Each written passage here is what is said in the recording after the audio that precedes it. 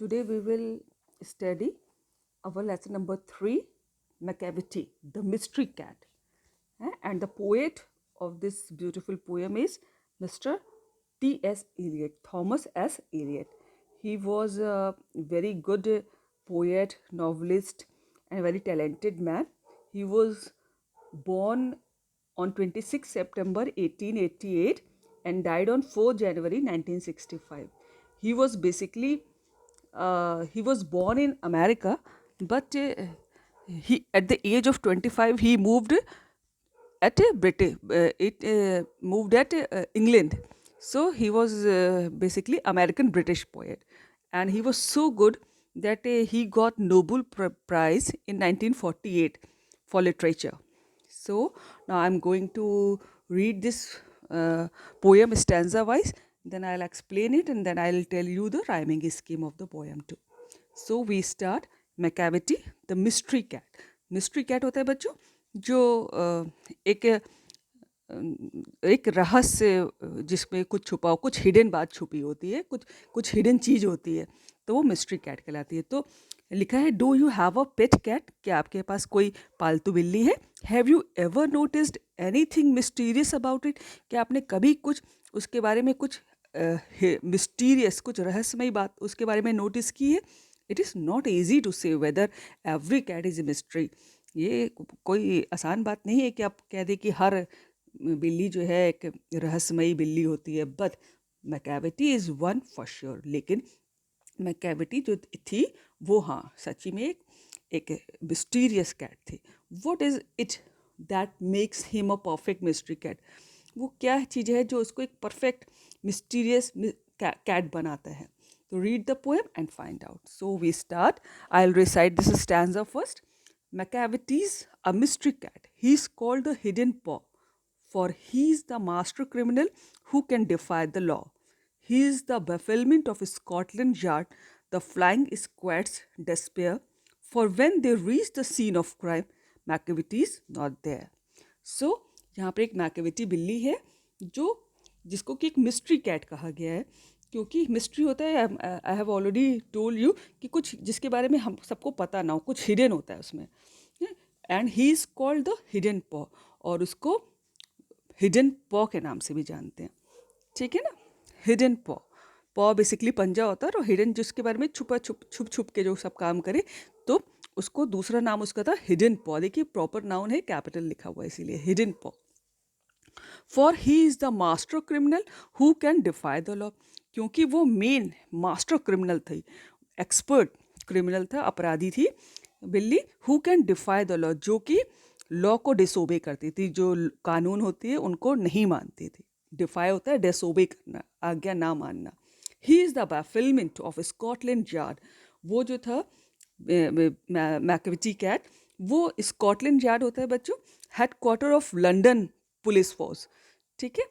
तो उनके लिए बड़ा कन्फ्यूजन का विषय थे. He is the bafflement of Scotland Yard. पूरी लंदन पुलिस को जो है वो कंफ्यूज कर रखा था उसने. द फ्लाइंग स्क्वाड डेस्पेयर, और जो फ्लाइंग स्क्वाड होता है बच्चों, जो जो हर समय तैयार रहते हैं मूव करने के लिए, कुछ ज़रूरत पड़ जाए तो रेडी रहते हैं. तो वो फ्लाइंग स्क्वाड जो थे वो बहुत ही डिसअपॉइंटेड थे उसको देख के. उसकी वजह से द फ्लाइंग स्क्वाड डेस्पेयर होता है very sad, disappointed. For when there is the scene of crime, Macavity is not there, क्योंकि जब वो कहीं क्राइम होता था और जब वो पुलिस वहाँ पहुँचती थी तो मैकेविटी वहाँ नहीं होता था. तो सबको उसने पूरे स्कॉटलैंड यार्ड को, उस फ्लाइंग स्क्वाड्स को परेशान करके रखा हुआ था उसने, और बहुत इसलिए वो लोग सैड थे. See the rhyming scheme children. First line में देखिए, paw, the hidden paw, and the second line law, है ना? For he is the master criminal who can defy the law. So paw is rhyming with the word law.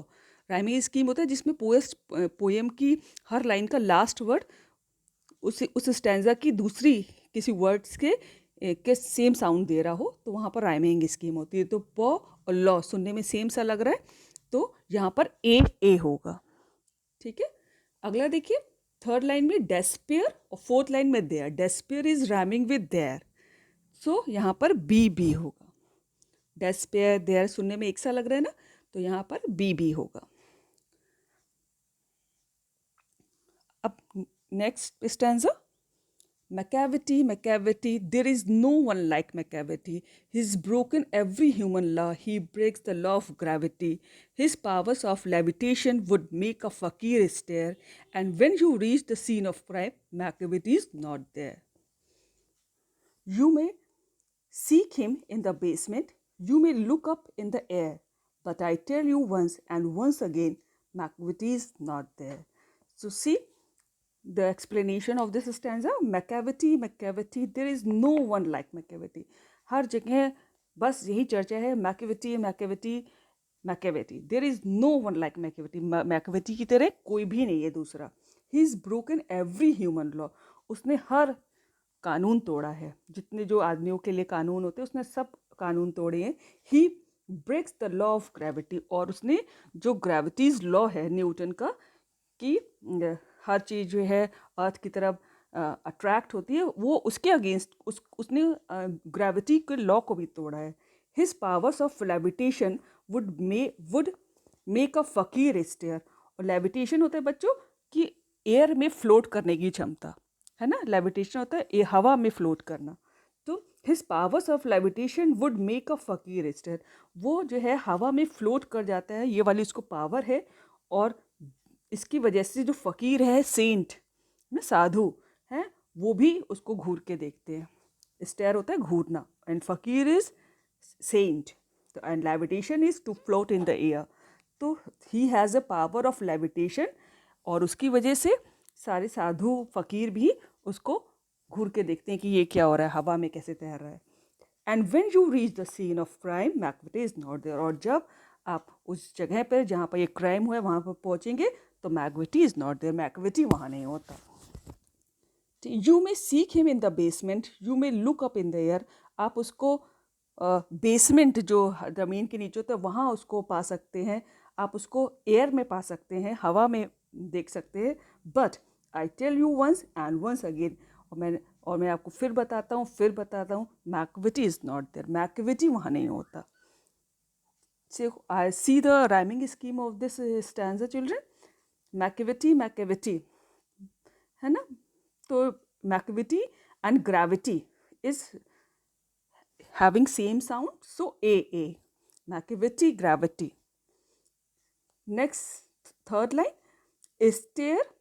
Fourth line there, fifth line air, and the sixth line there. They all are having same sound, so B. All last four will be B because they are having same sound. So, and see in the first line Macavity, Macavity 3 bar repeat हुआ है. So there is poetic devices में यहाँ पर repetition है. Repetition, REPTITION. See, third stanza. Macavity is a ginger cat. He is very tall and thin. You would know him if you saw him, for his eyes are sunken in. His brow is deeply lined with thought. His head is highly domed. पहले इतना ही देखेंगे. See देखिए, Macavity is a ginger cat. बच्चों, ginger cat होते हैं जिसके ऐसा जन जिसके लाल बाल से रंग के ऐसे कुछ बाल होते हैं, फ्रिकल्स होते हैं. फ्रिकल्स होते हैं बच्चों कि लाइट ब्राउन कलर के पैच होते हैं स्किन पे, है ना. हल्के भूरे रंग के जो पैच होते हैं उसको फ्रिकल्स कहते हैं. एंड और उसके स्किन जो है पेल होती है, थोड़ी पीली पीली सी होती है, तो वो जो है जिंजर कहलाता है. ठीक है. तो Macavity is a ginger cat, कि मैकविटी एक जिंजर कैट है, यानी कि उसके थोड़े बाल उसके कुछ लाल से हैं, उसके स्किन पे ब्राउन कलर के पैचेस हैं, और उसकी स्किन थोड़ी पीली सी है, पेल है. ठीक है. He is very tall and thin. वो बहुत लंबा है और पर पतला सा है. You would know him if you saw him, for his eyes are sunken in. आप उसको जान जाओगे अगर for his eyes are sunken in, और उसकी आंखें जो है गड्ढे में है. संकन डूबी सी है, गड्ढे में है उसकी आंखें. His brow is deeply lined with thought. Bro is eyebrow, है ना. और उसकी जो आईब्रोज है वो बहुत ही डीपली लाइंड है विथ थॉट, कि जैसे कि चूँकि वो हर समय अपना नेक्स्ट मूव सोचता रहता है, तो उसकी आईब्रो बहुत ही डीपली लाइंड है, बहुत गहराई से लाइन की हुई है, जैसे कि कुछ वो सोच रहा हो. His head is highly doomed, और उसका जो सर है वो काफ़ी ऊंचा और राउंड शेप का है। डोम्ड होता है round in shape.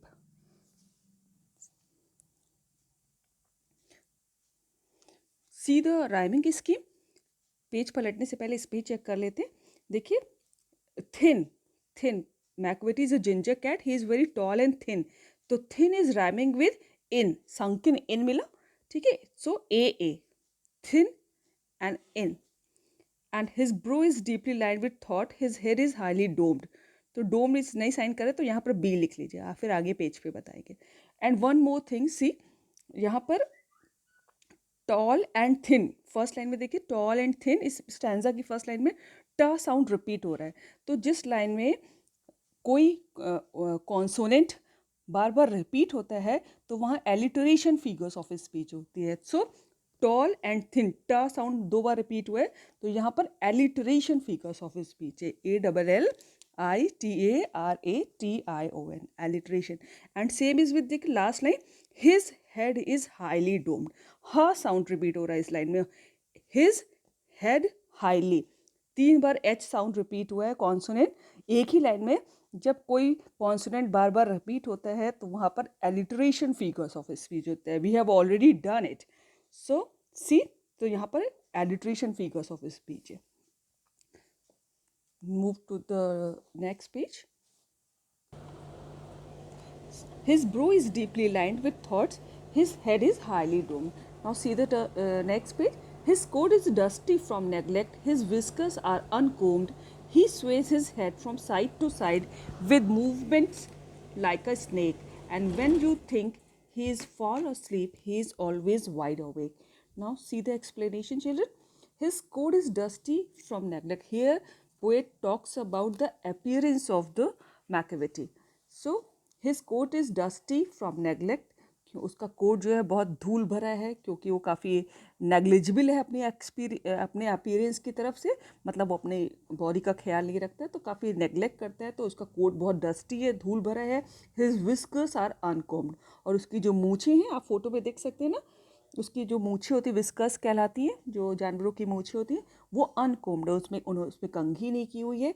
He sways his head from side to side, और स्वेज होता है बच्चों move from one side to other, एक तरफ से दूसरी तरफ हिलाना।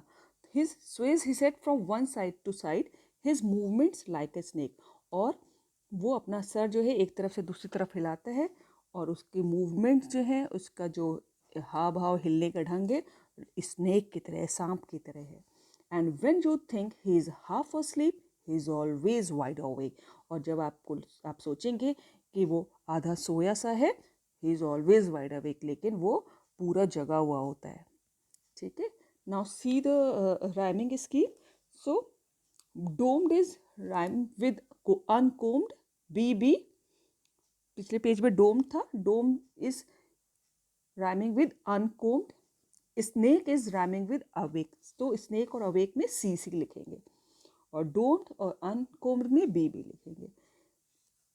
ठीक है। One more thing is there, see यहाँ पर जहाँ पर ये लिखा है कि he sways his head from side to side with movements like a snake. So देखिए उसके मूवमेंट्स को यहाँ पर स्नेक से कंपैरिजन किया गया। डायरेक्ट कंपैरिजन जब होता है और जिसमें हम एज लाइक वर्ड यूज़ करते हैं वहाँ पर सिमिली फिगर्स ऑफ स्पीच होता है, तो there is simile figures of speech. ठीक है, सिमिली फिगर्स ऑफ स्पीच है इसमें। Now see the last stanza. I'm going to read it. Macavity, Macavity, there is no one like Macavity, for he is a find in feline shape, a monster of depravity. You may meet him in by street, you may see him in the square, but when a crime's discovered, then Macavity is not there. Here, poet talks about again कि हर जगह Macavity Macavity, there is no one like Macavity, हर जगह Macavity Macavity, और Macavity की तरह कोई नहीं है।